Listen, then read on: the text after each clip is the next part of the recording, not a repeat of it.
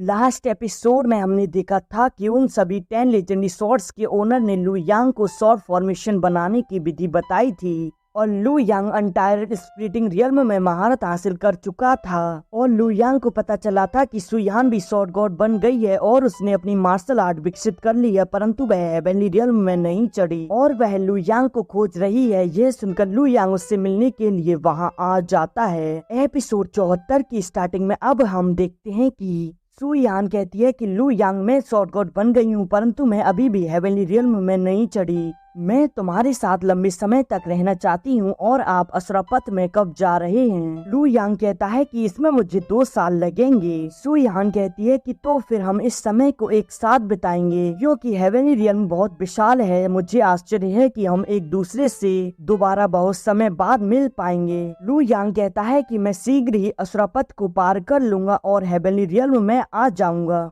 मैं तुम्हें heavenly sword realm में ढूंढूंगा जहाँ तुम हो। सुयान कहती है कि वैसे तुम्हारे जाने के बाद मेरे माता पिता ब्लेड मास्टर बन गए और मेरे उच्च ब्लेड मास्टर बनने के बाद मैंने बचे हुए शेष 2 रक्त फल उन्हें दे दिए। मुझे आशा है कि तुम इसके लिए मुझ पर क्रोधित नहीं होगे। लू यांग कहता है कि मैंने वह पवित्र फल आपको दिए थे, वे आपके हैं, यह आप पर निर्भर करता है कि तुम उसके साथ क्या करोगी। मुझे इस बात से कोई दिक्कत नहीं है और मेरे सास ससुर की मदद करना सम्मान की बात है। सुयान कहती है कि लू यांग तुम सर्वश्रेष्ठ हो, तुम यहाँ खड़े मत हो, चलो अंदर चलकर बात करते हैं। और अब हम देखते हैं कि यहाँ से टाइम स्पीड से चलने लगता है।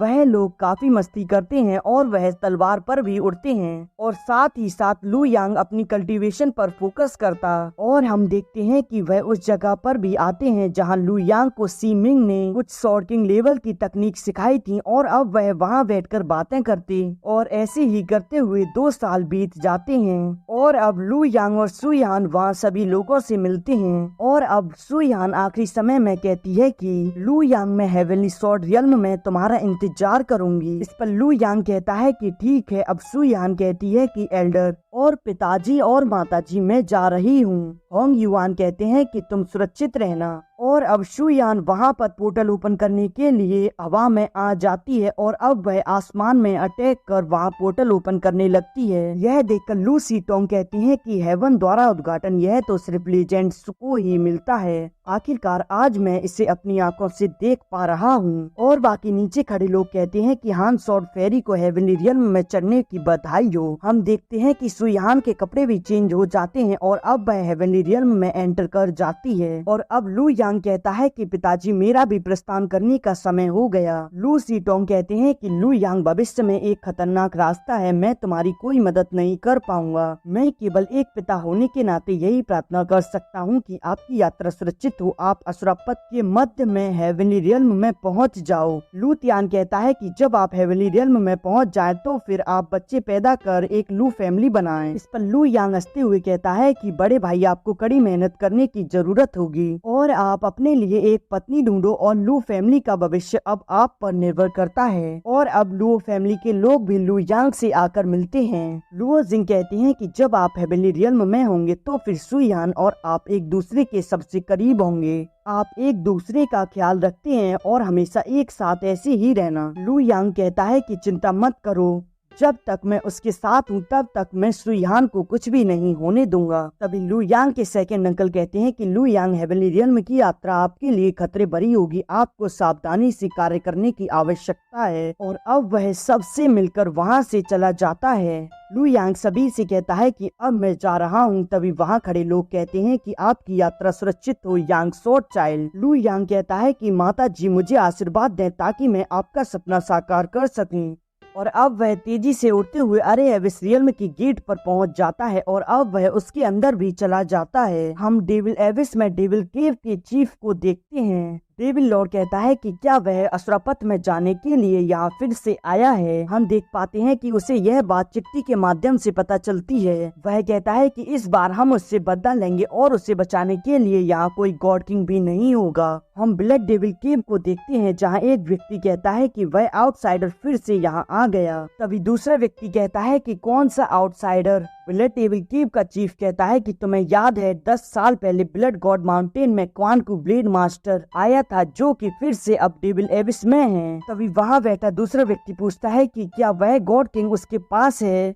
यदि गॉड किंग उसके पास नहीं है तो फिर हमें उससे कोई खतरा नहीं है। ब्लड डेविल केव का चीफ कहता है कि उसके आसपास कोई नहीं है, परंतु वह गॉड किंग और लेजेंडरी स्वॉर्ड के लिए यहाँ आया था। अब उसका यहाँ कोई करीबी नहीं है। तभी दूसरा व्यक्ति कहता है कि मैं जानता हूँ गॉड किंग एक ब्लेड मास्टर की परवाह क्यों करेगा। क्या आप लोगों ने इस पर कभी भी गौर किया है वह क्वाइन क्यूब ब्लेड मास्टर क्या कर रहा है? क्या वह असुर पथ पर जाएगा? ब्लड डेविल केव का चीफ कहता है कि चाहे उसका उद्देश्य कुछ भी हो, उसके और हमारे बीच का झगड़ा केवल उसकी मृत्यु से ही सुलझ सकता है। अगर हमने उससे छुटकारा नहीं पाया तो वह हमेशा के लिए हमारे लिए खतरा बना रहेगा। तभी दूसरा व्यक्ति कहता है कि आपको क्या लगता है तब हमें क्या करना चाहिए? ब्लड डेविल केव का चीफ कहता है कि हम 3000 ब्लड डेविल फॉर्मेशन को अंजाम देंगे जिसकी सहायता से हम उसे मार देंगे। दूसरा व्यक्ति कहता है कि हम ऐसा कर सकते हैं, लेकिन क्या यह समय की बर्बादी नहीं होगी यदि वह ब्लड डेविल गुफा में नहीं आता है और इसके बजाय वह सीधे असुरा पथ में चला जाए तो यह प्रयास बर्बाद हो जाएगा। ब्लड डेविल केव का चीफ कहता है कि क्या हम उसे यहाँ बुलाने के लिए किसी को बेच सकते हैं और उसे यहाँ आने में केवल आधा दिन लगेगा। जिस पर दूसरा व्यक्ति खड़े होते हुए कहता है कि ठीक है, इस मामले में हम इसे बनाएंगे और इसका अंत कर देंगे। अब हम लू यांग को देखते हैं जो कि डेविल केव के चीफ के सामने होता है। वह कहता है कि तुमने मुझे यहाँ बुलाने के लिए किसी और को क्यों भेजा? ब्लड डेविल केव का चीफ कहता है कि आप अपने युद्ध कौशल के लिए प्रतिष्ठित हैं। क्वाइन को ब्लेड मास्टर, मुझे हमेशा पछतावा हुआ कि मैंने तुम्हें नाराज किया और मैंने तुम्हारे लिए अब एक उपहार तैयार किया है। मैं आपको ब्लड डेविल केव में आमंत्रित करना चाहता हूँ। हम देखते हैं कि वह दोनों लड़के वहीं दुबके होते हैं। इसका पता लू यांग को भी चल जाता है। लू यांग कहता है कि यदि तुम माफी मांगना चाहते हो तो फिर मैं तुम्हें एक उपहार दे सकता हूँ। तुम्हें इतना परेशान होने की जरूरत नहीं है।